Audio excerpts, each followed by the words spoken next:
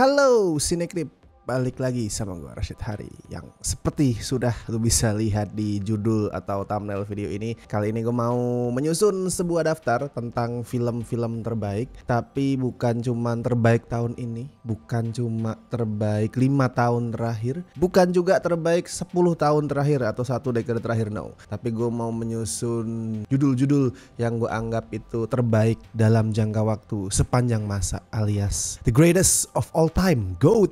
Jadi yang bakal gue lakuin adalah gini, gue bakal pilih film terbaik, satu film terbaik dari setiap dekade, dimulai dari dekade tahun 1910-an ya. Jadi 1910 sampai 1919, lanjut 1920-an, 30-an, seterusnya sampai yang terbaru adalah sekarang 2020-an. Kenapa kayak gitu? Kenapa nggak langsung jebret 10 film terbaik sepanjang masa gitu? Ya agak susah sih kalau kayak gitu. Sebenarnya gue awalnya pengen ngelakuin kayak gitu, langsung aja nih 10, 15, 20 gitu terbaik sepanjang masa langsung. Tapi kok kayak agak susah nyusunnya, filmnya banyak yang keren juga. Kalau dibikin kayak gitu tuh agak terlalu susah gitu. Kayak gue pengen mention semua film dari semua dekade dengan fair, dengan rata gitu. Jadi akhirnya gue pilih format yang seperti ini. Apakah lebih gampang? Iya, but still hard, masih susah. Masih banyak banget film yang gue suka tapi nggak bisa gue mention dan segala macam. Tapi ya namanya bikin list, lu mesti mengorbankan 1, 2, 3 judul film yang lu suka pastikan.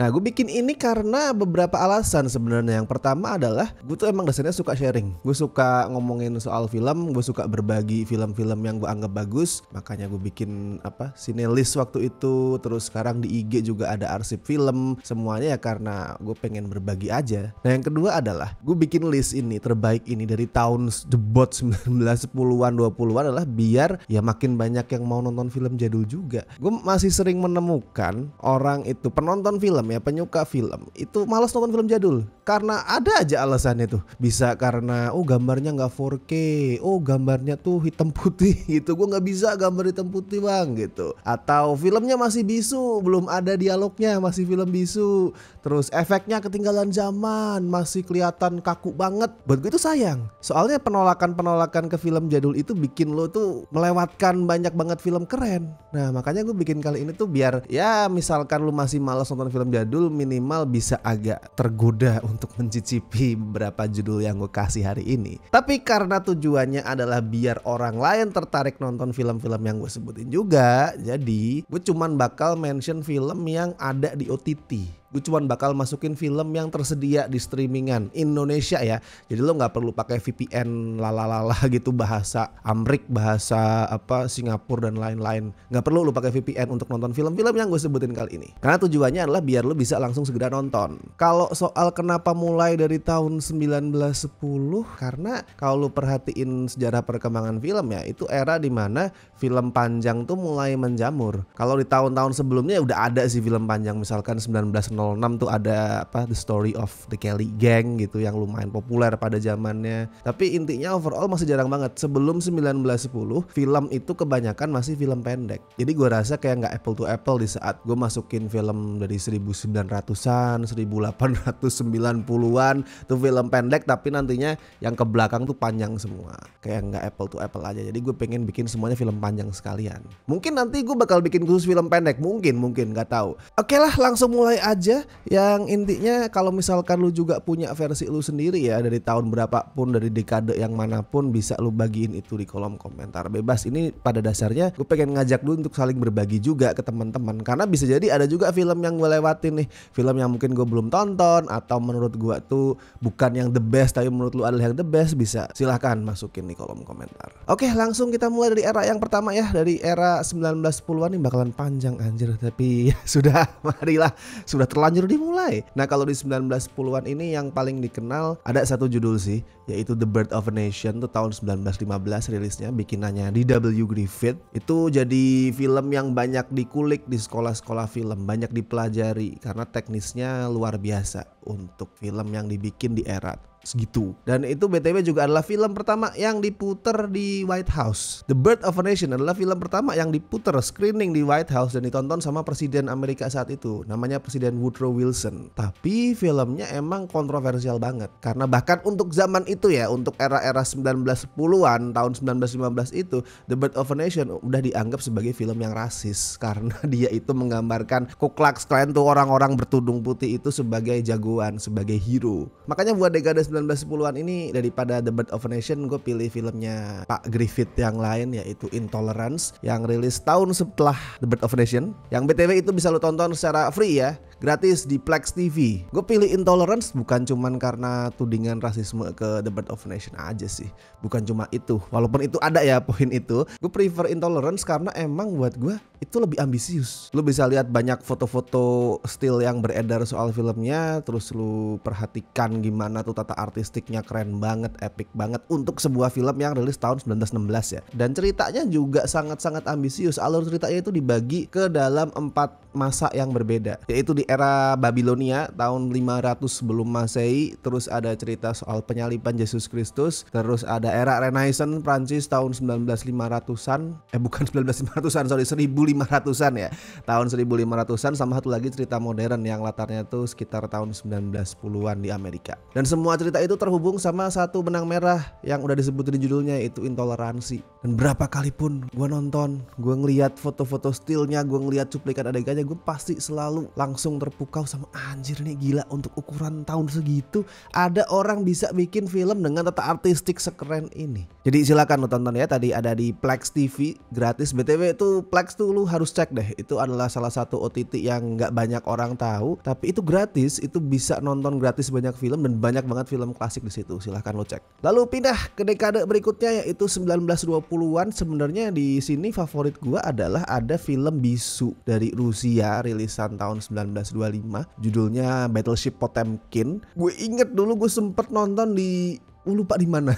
Mungkin di Tubi kali ya, Tubi TV mungkin. Nah tapi terakhir gue cek itu udah hilang di streamingnya, jadi nggak gue masukin di list kali ini. So untuk yang tahun 1920-an gue pilih sebuah film Eropa juga, tapi film Jerman yang rilis tahun 1927, yaitu ada Metropolis bikinannya Fritz Lang. Ini sinefil pasti udah pada familiar sih, karena Metropolis ini udah termasuk film yang legend dan banyak ngasih inspirasi ke filmmaker modern, terus banyak diparodiin juga adegan-adegannya, jadi mungkin lu udah familiar. Dan ini film juga ada di Plex ya, free di Plex TV. Metropolis ini salah satu film science fiction panjang pertama, jadi sangat-sangat influential banget. Ceritanya adalah tentang kota futuristik yang membagi penduduknya jadi kelas pekerja dan orang-orang yang termasuk pejabat di kota. Sampai kemudian ada dua orang dari dua kubu yang berbeda itu saling jatuh cinta. Ya cerita kayak gitu sebenarnya sekarang udah sering banget dipakai kan, udah jadi template lah. Makanya Metropolis tuh dianggap sangat-sangat influential karena ya di ceritanya pun dia udah mempengaruhi banyak banget film-film science fiction modern. Oke, kita masuk ke 1930-an ya. Dan di sini kasusnya juga sama.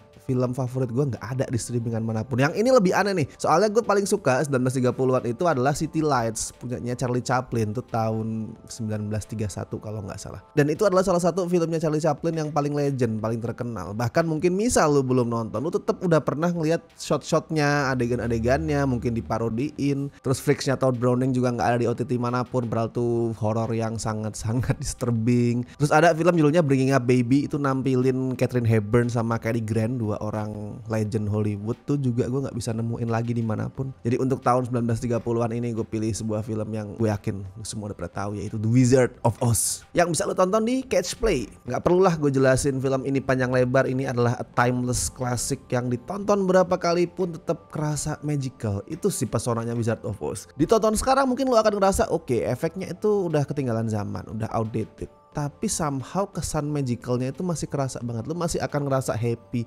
ngerasa terhipnotis ngelihat petualnya Dorothy dan kawan-kawan di sini. Langsung saja move ke tahun 1940-an ya. Kalau di era ini jawaban umum yang bakal dikasih orang-orang tuh pasti Citizen Kane, bikinannya Orson Welles. Itu bahkan sering disebut sebagai salah satu film terbaik sepanjang masa, dan gua nggak menyangkal itu. Kalau lu belum nonton bisa dicek di Apple TV, ada Citizen Kane. Cuman pilihan gua, personal favorit gua bukan film itu, tapi ada film yang juga di Apple TV ya tayangnya, itu adalah Key Largo. Ini film yang gabungin Humphrey Bogart sama salah satu aktris paling cakep di era Golden Age Hollywood, yaitu Lauren Bacall. Ceritanya ini adalah tentang seorang laki-laki yang mengunjungi hotel kepunyaan temen dia semasa perang dulu, mereka berteman. Tapi begitu sampai di sana dia malah nemu hotel itu udah dikuasai sama gangster, dan terjadilah konflik antara kedua belah pihak di tengah badai yang bikin siapapun tuh nggak bisa keluar dari pulau tersebut. Gue suka banget ini karena durasinya mungkin nggak panjang ya, 100 menitan tuh nggak pendek juga sih.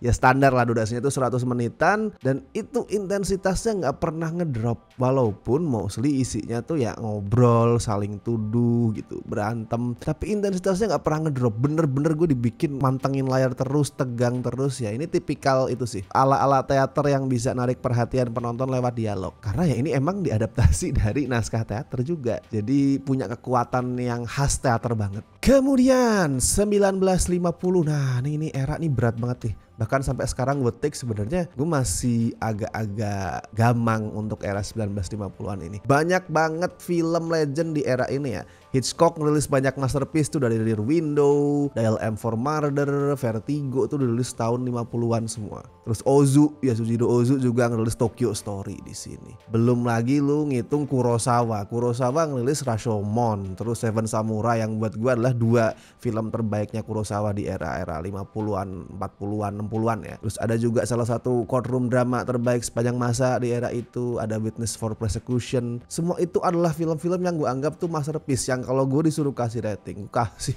10 dari 10. Jadi gue mikirnya aduh beratnya. Tapi ya in the end gue tetap setia kayaknya sama pilihan gue sejak dulu, yaitu ada 12 Angry Men yang bisa lu tonton di Apple TV. Gue selalu terkagum-kagum sama gimana film ini bisa bikin penontonnya itu tegang, penasaran, kaget sama plot twistnya. Walaupun dia itu cuman settingnya di satu ruangan sempit yang panas dengan 12 orang juri di pengadilan tuh yang lagi berdebat, lagi memperdebatkan apakah seorang tersangka itu bersalah atau enggak. Simple, cuman kayak gitu doang. Tapi lu bakal menemukan banyak twist, banyak kejutan, banyak ketegangan di sini, dan itu intensitasnya nonstop. Terus masuk ke 1960-an. Ini juga era yang gila banget sih sebenarnya. Walaupun buat gue tuh nggak segila 1950-an, tapi 60-an juga berat milihnya. Hitchcock ngerilis Psycho. Terus gue juga suka banget sama The Wild Bunch-nya Sampai Kimpah ya. Itu western terbaik sepanjang masa buat gue. Tapi di dekade ini nomor satu buat gue masih masterpiece-nya Stanley Kubrick, yaitu 1001 A Space Odyssey, yang juga ada di Apple TV, bisa lo tonton di sana. Semuanya sempurna sih. Makanya kalau ada teori konspirasi yang ngomong bahwa Space Odyssey ini adalah latihannya Kubrick sebelum bikin video pendaratan di bulan ya, yang konon dipalsuin, gue paham, karena untuk ukuran zaman itu ini film bener-bener maju banget lah hitungannya. Dari segi fisiknya, dari segi efek spesialnya tuh semuanya tuh bener-bener lebih maju daripada zamannya. Dan ceritanya sendiri sampai sekarang kan masih munculin interpretasi baru, masih terus dibedah sama sinefil lah, sama scholars, sama orang-orang di peneliti sekolah film dan segala macam. Ya itu adalah tanda bahwa sebuah film udah menjadi masterpiece, udah menjadi legend, sampai kapanpun akan selalu dibicarakan. Terus lanjut ke 1970, di sini Kubrick juga ngerilis film yang keren banget, yaitu Barry Lyndon. Itu gambarnya kayak lukisan, film gila itu. Terus ada juga Terrence Malick debut di sini dengan Badlands. Terus ada The Greatest Horror of All Time, The Exorcist, juga rilis di 1970-an. Tapi jelas lah pilihan gue untuk tahun ini, untuk dekade ini adalah pilihan yang sangat-sangat mainstream. Kemungkinan orang lain juga akan memilih judul yang sama, yaitu The Godfather, yang tayang di Netflix ya. Oke, gue tahu beberapa aspeknya mungkin kalau dilihat sekarang udah kerasa ketinggalan zaman, apalagi aspek teknis ya. Misalkan pas lagi berantem tuh kelihatan palsu banget emang.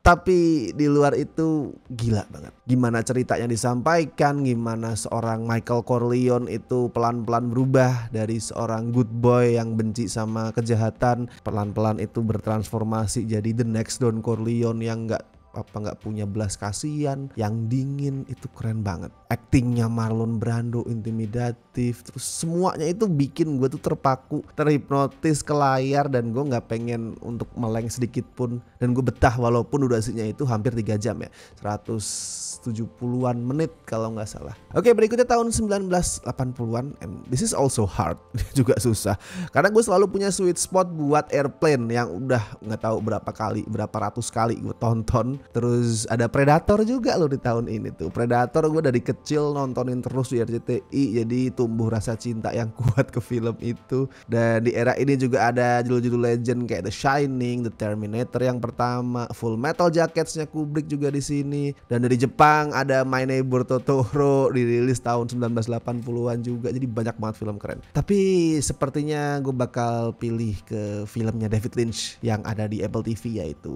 Blue Velvet. Kalau yang udah familiar sama karya-karya David Lynch mungkin nganggap Blue Velvet ini cenderung lebih aman ya, nggak sesurreal biasanya, nggak seaneh, nggak seabsurd biasanya kayak misal Mulholland Drive, Inland Empire, Twin Peaks. Ini terhitung lebih mainstream, bahasa gampangnya mungkin lebih aman, lebih gampang untuk dicerna. Tapi tetap aneh, tetap surreal. Rasanya itu tetap kayak lagi nonton mimpi buruk orang lain. Filmnya David Lynch kan kayak mimpi ya, karena dia bercerita itu adalah mirip dengan gimana mimpi kita itu berjalan. Nah, nonton Blue Velvet ini juga kayak nonton mimpi buruk. Dimulai dari penemuan telinga yang kepotong dan lo bakal dibawa dalam perjalanan yang fucked up banget. Terus adegan Dan Stockwell nyanyi In Dreams ya. Nyanyi lagu In Dreams itu buat gue masih jadi salah satu adegan musik paling menghipnotis. Simple sebenarnya tapi sangat-sangat menghipnotis, sangat-sangat aneh. Ada keanehan yang bikin gue tuh tertarik banget sama adegan itu. Nah, berikutnya di tahun 1990-an ya, ini banyak banget juga film keren di sini. Ada filmnya Tarantino yang bikin gue jatuh cinta sama sinema, Pulp Fiction ya. Terus ada Jurassic Park, ada The Matrix, ada Titanic, ada Three Colors Red juga, ada The Truman Show, banyak banget film keren. Tapi pada 16 Juni 1994 di Vienna, ada seorang laki-laki dan perempuan bertemu di atas kereta dan memutuskan untuk menghabiskan waktu bersama sampai matahari terbit. Dan sejak saat itu hidup mereka tidak akan sama lagi. Begitu juga hidup gue. Cuma ada satu film yang bisa bikin gue tuh nangis cuman karena denger judulnya doang. Karena secinta itu gue sama film itu. Before Sunrise ada di Play Store. In case lo belum nonton, segerakan. Masuk ke milenium baru nih 2000-an ya. Ada sequelnya Before Sunrise di sini, Before Sunset yang keren banget. Terus ada Old Boy yang juga berjasa memperkenalkan banyak orang ke sinema Korea. Memories of Murder-nya Bong Joon-ho juga melakukan hal yang sama. Terus dari British ada komedi yang jenius banget, Shaun of the Dead. Geser dikit ke Irish, ke Irlandia, itu ada film musikal romance, bukan musikal sih, film musik ya. Film romantis musik yang manis banget yang gue suka banget, yaitu ada Once. Tapi gimana ya, karena setelah di tahun 90-an itu tadi gue gak pilih Pulp Fiction, jadi gue ngerasa di 2000-an wajib lah gue milih film bikinan sutradara favorit gue sepanjang masa, Quentin Tarantino. Di sini ada Inglourious Basterds sebenarnya, tapi nomor satunya masih Kill Bill Volume 1 yang bisa lo tonton di Catch Play. Ini film gila. Ini adalah film yang dibikin seorang sineas dengan referensi luas banget. Referensi Tarantino kan luas banget ya. Dia bener-bener cinephile sejati tuh. Referensinya nggak ada habisnya, dari tahun berapa kayak dari tahun 1910-an mungkin dia tuh udah tonton semua film. Dan dia bisa ngambil referensi dengan tepat. Ini adalah film yang dibikin dengan semua referensi itu. Film yang dibikin oleh orang yang jatuh cinta dan paham banget sama film. Dan ini juga film yang dibikin sama orang yang kelihatan banget lagi bersenang-senang, having fun di belakang kamera. Ngebikin sesuatu yang dia mau sebebas mungkin, tanpa ada batasan. Nah, berikutnya di era 2010-an ini mungkin salah satu era yang paling berat tapi juga sekaligus paling gampang buat dipilih. Berat tuh karena favorit gue banyak banget ya. Di sini Linklater ngerilis Before Midnight sama Boyhood. Terus Terrence Malick punya The Tree of Life yang ya buat gue pada saat itu bikin gue sempat rajin sholat pada saat itu karena gue ngerasa sebagai manusia tuh kecil banget pada saat nonton The Tree of Life. Terus ada juga Parasite yang bersejarah di tahun itu. Toy Story 3 yang bikin orang-orang seumuran gue tuh pasti nangis di bioskop. Banyak banget film keren. Berat buat gak milih film-film itu. Tapi di sisi lain juga gampang pilihannya. Kenapa? Karena di era 2010-an ini ada La La Land. Simple, nggak perlu lah gue bahas panjang lebar soal betapa kerennya film ini dan secinta apa gue sama La La Land, masterpiece ini. Dan misalkan lu pengen nonton lagi, La La Land ada di Catch Play.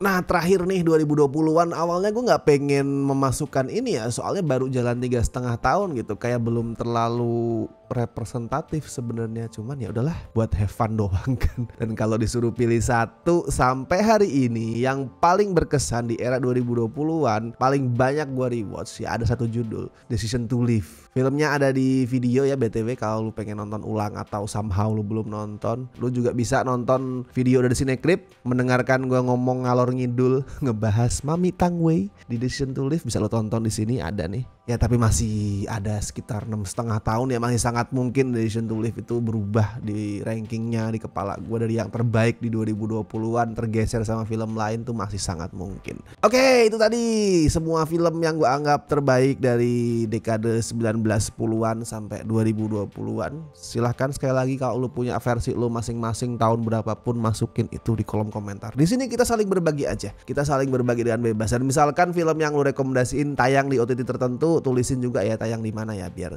teman-teman tuh bisa langsung ngecek. Oke, dan kalau misalkan lu ngerasa list ini membantu lu untuk menonton film, bisa lu klik like, subscribe juga Cinecrip buat yang belum.